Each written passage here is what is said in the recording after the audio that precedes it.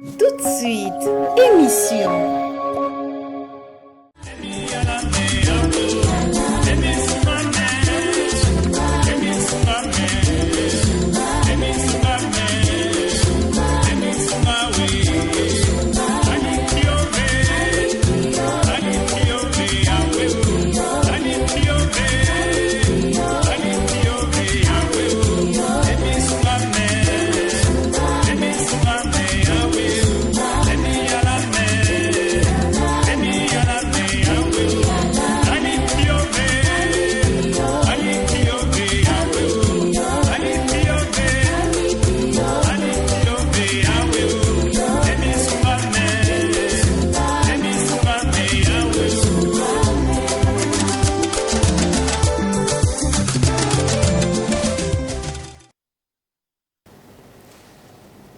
Shalom, shalom, frères et sœurs, et vous qui aimez suivre cette émission La Voix de l'Église primitive, devant votre écran, vous pouvez vous-même constater que c'est moi, le frère Urbain de l'Église primitive.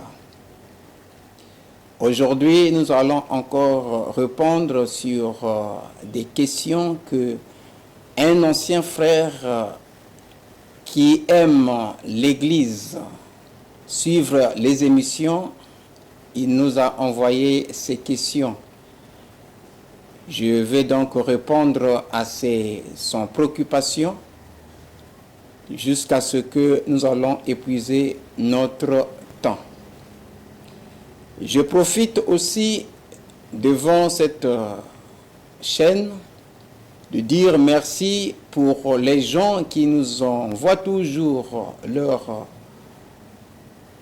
questions et ceux qui aussi nous appellent pour chercher à parler avec nous et que nous sommes vraiment tellement disponibles pour vous recevoir. Le lieu de l'église, ça a été déjà indiqué, vous pouvez venir là-bas et on doit parler. Pour aller un peu vite, nous lisons dans 2 Timothée au chapitre 4, depuis le verset 1. Il est dit, « Je t'en conjure devant Dieu et devant Christ Jésus, qui doit juger les vivants et les morts, et au nom de son avènement et de son royaume, prêche la parole, insiste en toute occasion favorable ou non, convainc, reprend, exhorte avec toute patience et en instruisant, car il viendra un temps où les hommes ne supporteront plus la saine doctrine, mais au gré de leur propre désir, avec la démangeaison d'écouter, ils se donneront maître sur maître. Ils détourneront leur oreille de la vérité et tourneront vers les fables. » C'est par cette écriture que nous allons commenter en répondant aussi aux questions de nos frères qui nous ont envoyées. Précisément, je constate aussi que ce frère qui nous a envoyé ces questions, il a l'habitude de nous suivre il y a très longtemps. Je m'en vais donc vous lire sa question. Il dit ceci. Un sacrificateur peut avoir lui aussi plus d'une femme, mais vous dites quoi de Tite au chapitre 1? Vous étiez avec le pasteur, bon, je ne cite pas son nom, le nom de ce pasteur-là. Des années passées, vous faisiez des émissions avec lui. Il dit, qu'est-ce qui s'est fait que vous n'êtes plus ensemble? Quand je vois ici, il y a au moins 3 questions qu'il a englobées. On ne peut pas répondre les autres et puis laisser les autres questions. Sur la première question, il est dit ceci, un sacrificateur peut avoir lui aussi plus d'une femme. Oui, un sacrificateur, lui, c'est un être humain d'abord pour commencer. il a le droit aussi d'avoir plus d'une femme, comme cela est dit dans les Saintes Écritures, tel que si vous pouvez aller directement pour voir avec moi dans Lévitique au chapitre, non, prenons Nombre au chapitre 31.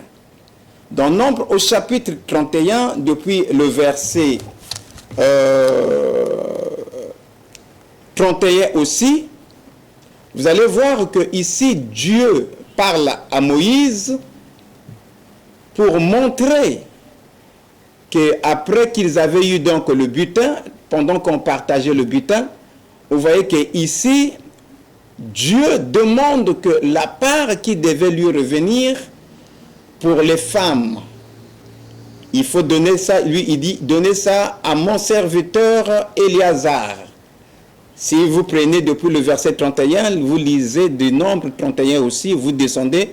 Ici directement au verset 39, il est dit 30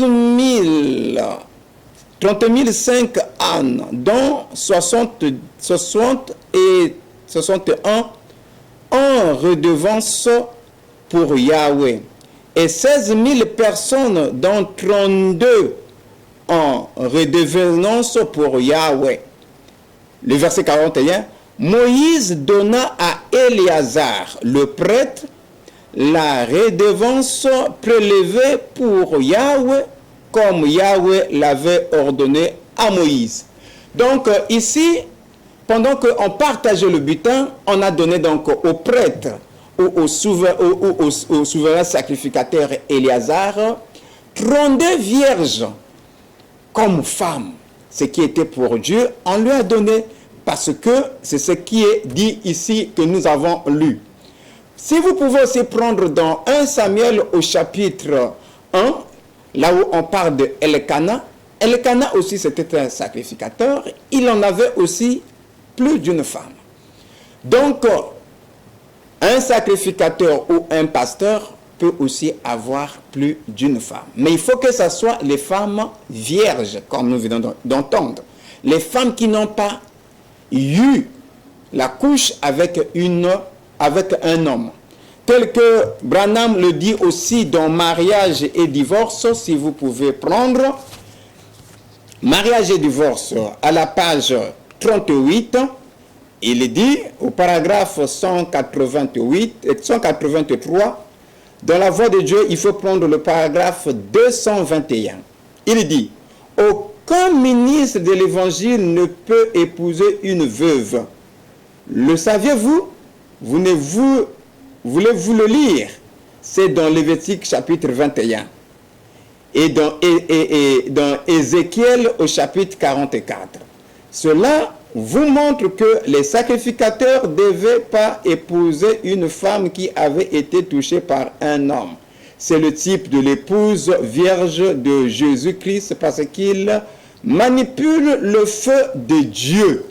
Voilà. Donc ça, c'est déjà répondu sur cette question. La deuxième question dit ceci. Mais vous dites quoi de Tite chapitre 1? Tite chapitre 1, nous allons donc le lire aussi pour répondre à la question de notre frère. Il dit, il n'a pas donné le verset, mais je connais pourquoi il a posé cette question. Je m'en vais droit sur ce que lui, il veut. Donc, dans Tite au chapitre 1, le verset 5, je laisse dans l'île de Crète pour que tu finisses de tout organiser. Dans chaque ville, tu dois nommer des anciens, comme je te l'ai commandé. Un ancien doit mener une vie sans faute. Il doit être marié fidèlement. Ses enfants doivent être chrétiens et on ne doit pas pouvoir les accuser de se conduire mal ou de désobéir. Le principe répondant de l'Église est chargé des affaires de Dieu. Il doit donc mener une vie sans faute. Je m'arrête d'abord par ici pour que je pourrai encore continuer. Le frère, en donnant cette écriture, dans les autres traditions de la Bible, il est dit, dans le titre là, il cherchait là où on dit qu'il soit marié d'une seule femme. Parce que dans la tradition que je viens de lire, on parle d'une mari fidèle. Or, la fidélité de l'homme vis-à-vis de sa femme, c'est d'accomplir Exode au chapitre 21, le verset 10.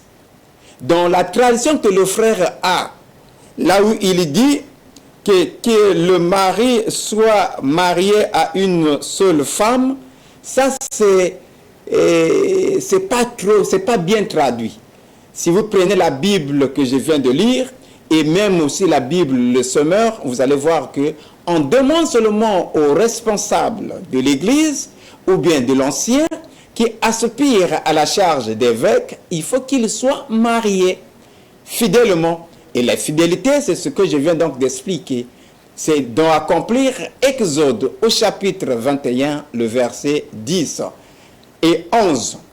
Voilà ce que je dis sur la deuxième question. La troisième question, il dit, vous avez l'habitude de faire des émissions ou bien ensemble avec le pasteur. Bon, je ne cite pas le nom de ce pasteur-là pour ne pas attirer des problèmes. Le nom de ce pasteur-là, je ne vais pas donc le citer, mais il dit, pourquoi vous n'êtes plus ensemble? Ah, le frère veut savoir pourquoi nous ne sommes plus ensemble. Oui, nous ne sommes plus ensemble, c'est clair, c'est à cause de l'écriture que vous-même vous venez donc de lire. Cette écriture de Tite au chapitre 1. Si vous continuez à lire jusqu'en bas, c'est sur de telles choses que nous ne sommes plus ensemble avec ce frère. Ce n'est pas nous qui sommes sortis de l'église primitive, mais au contraire, ce sont eux qui sont sortis de l'église primitive parce qu'ils n'ont pas pu supporter la correction. Donc pour cela, nous, si vous avez envie que nous puissions aller en détail pour vous expliquer comment cela s'est passé, alors je suis disponible de vous recevoir à l'église ou dans notre bureau pour que je puisse vous expliquer cela en détail.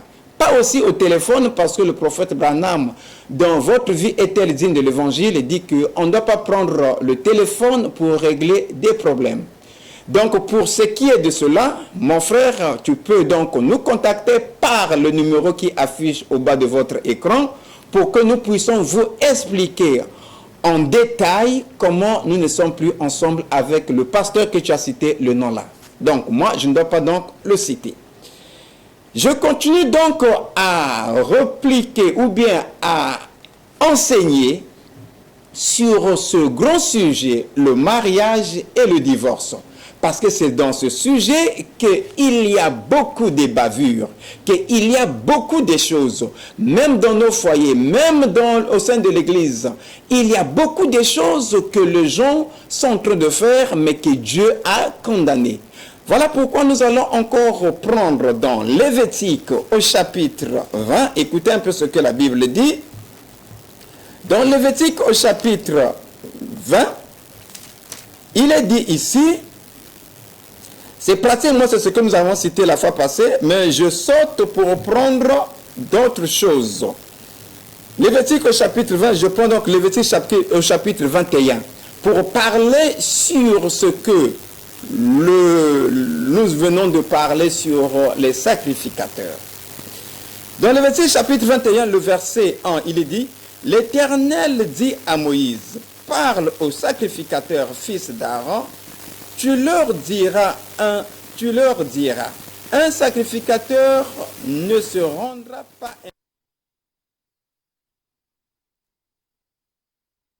pour les plus proches parents, pour sa mère, pour son père, pour son fils, pour sa fille, pour son frère et aussi pour sa sœur encore vierge qui le touche de près lorsqu'elle n'est pas mariée. Pour elle, il se rendra impur. Le verset 4. Chef, parmi ceux de ton peuple il ne se rendra pas impur en se profanant. Le verset 5. Les sacrificateurs ne se feront pas des places chauves sur la tête, ils ne raseront pas les bords de leur barbe et ils ne feront pas d'incision dans leur chair. Le verset 7, comment on appelle 6, c'est là où je venais. Ils seront saints pour leur Dieu et ne profaneront pas le nom de leur Dieu, car ils offrent à l'Éternel des sacrifices consumés par le feu, l'aliment de leur Dieu. Ils seront saints. Ils ne prendront pas une femme prostituée ou une déshonorée. Ils ne prendront pas une femme répudiée par son mari, car un sacrificateur est saint pour son Dieu. Tu le regarderas comme saint, car il offre l'aliment de ton Dieu, car il sera saint pour toi, car je suis saint, moi l'Éternel, qui vous sanctifie. Voilà ici dans cette écriture, on ne nous dit pas que le sacrificateur ne doit pas prendre une autre, il ne peut pas ajouter une autre femme. Dans cette écriture, on nous dit de prendre nous les sacrificateurs. Aujourd'hui, on peut dire nous les pasteurs, les prédicateurs. Pour prendre une femme, pour marier à une femme, il faut prendre une femme vierge. Pas ce qui se dit aujourd'hui qu'une sœur qui a été déjà touchée par un homme, dans le monde, qu'elle croit la parole, qu'elle est devenue vierge. Non, non, non, non, non, non. La virginité dont la Bible dit ici, elle est vraiment naturelle. Il faut qu'il y ait, qu'on sent que vraiment, elle est vraiment vierge. C'est cette femme-là que le sacrificateur, le pasteur pourra prendre. Donc, pour les pasteurs qui prennent aujourd'hui des femmes déjà prostituées, c'est-à-dire qui ont déjà connu la couche d'un autre homme ou bien d'un homme dans le toit parental, alors un sacrificateur ne peut pas prendre une telle femme. Vous allez voir que beaucoup des pasteurs se disent aussi pasteurs, mais qui sont là. Mais derrière leur dos, ils sont en train de courir avec les femmes qui ont été déjà connues par d'autres hommes. D'autres aujourd'hui cassent même les mariages des frères dans l'église. Vous voyez que le frère a une belle femme de figure, mais toi le pasteur, ta femme que vous étiez depuis l'enfance, mais tu la laisses. Et tout en prêchant que la polygamie c'est un péché, mais tu détournes la femme de ton frère. Ça c'est d'abord l'adultère. Et puis encore, cela n'est pas permis à toi l'homme de Dieu, qui se dit pasteur, de prendre cette femme qui a déjà connu un autre homme. Donc, toi pour prendre une femme, il faut que ça soit la veuve laissée par un autre pasteur ou un prédicateur comme toi.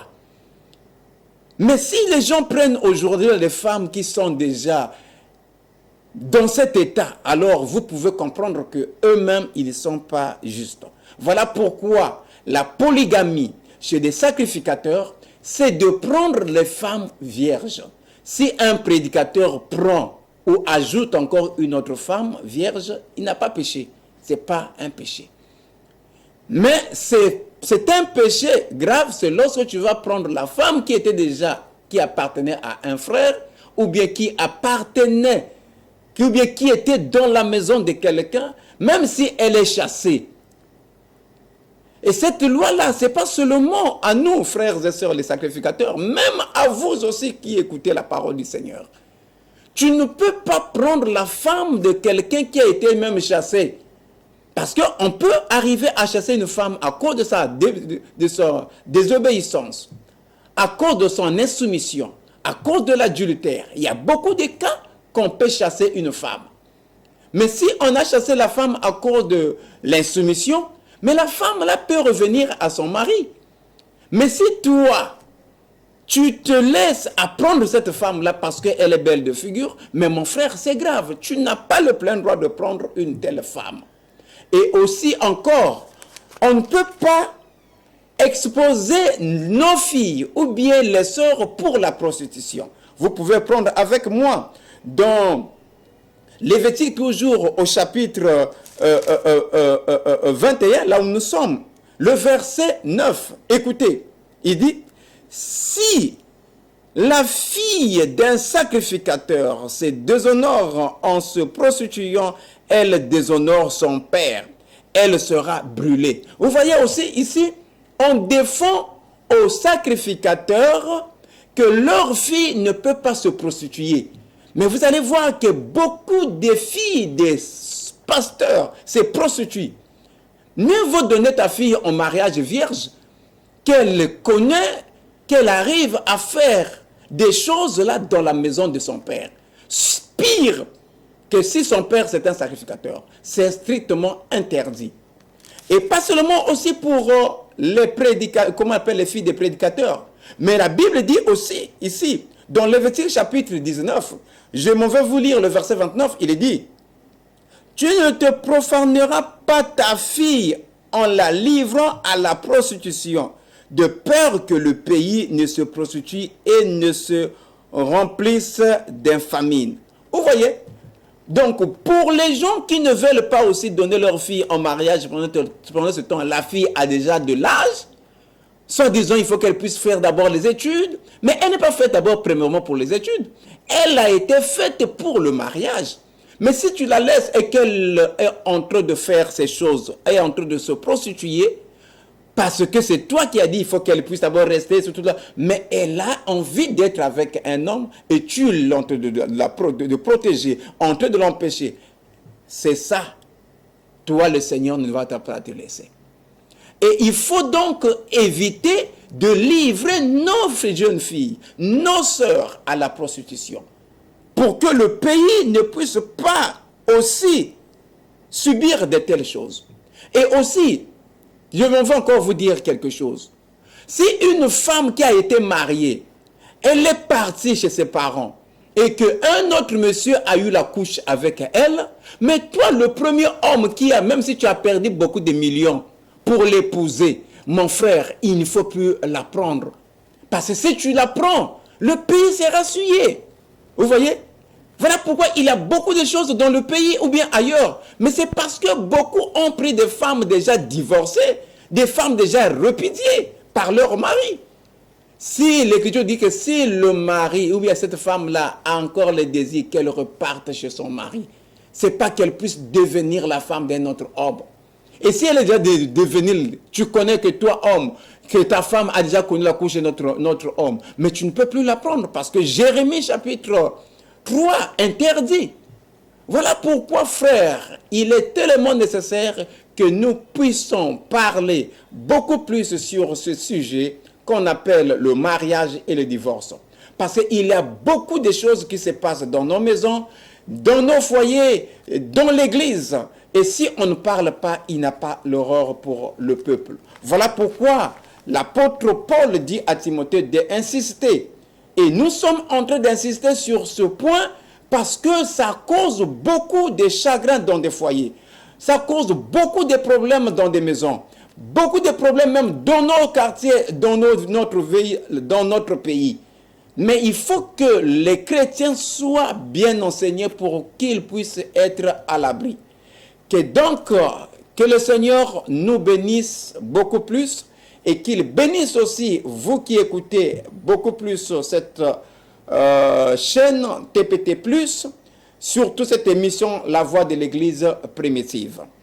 Nous sommes toujours à Siafoumou, sur l'avenue du docteur Mongo jusqu'au pont, à votre droite, un immeuble inachevé, c'est là où se trouve donc l'église. Nous sommes très contents de vous recevoir et de vous recevoir pour que nous puissions toutefois discuter, parler avec vous pour que nous, chacun de nous puisse être instruit. Donc, je profite aussi de saluer Monsieur Vianney, qui est là-bas à la voirie, qui aime beaucoup plus de suivre cette émission avec Monsieur Daniel, sans oublier le directeur de l'environnement Didier Louemba, qui a toujours aimé cette émission, et les autres agents aussi municipaux qui aiment cette émission. Nous disons aussi que le Seigneur les bénisse et qu'il bénisse aussi les conducteurs de l'église primitive ici dans la ville de Pointe-Noire et dans le monde entier.